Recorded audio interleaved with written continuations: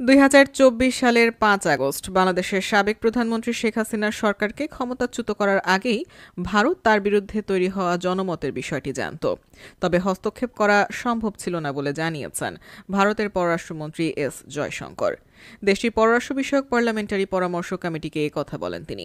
শনিবার ২২ মার্চ এক প্রতিবেদনে দেশটির সংবাদ মাধ্যম দ্য হিন্দু এ তথ্য জানায়।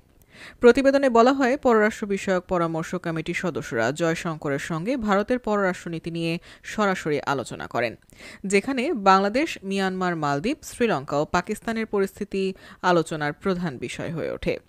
জয়শঙ্কর জানান, ভারত বাংলাদেশের ভেতরের অস্থির পরিস্থিতি সম্পর্কে অবগত ছিল। এ প্রসঙ্গে তিনি জাতিসংঘের মানবাধিকার বিষয়ক প্রধান ভলকার তুর্কের সাম্প্রতিক বক্তব্যের উল্লেখ করেন।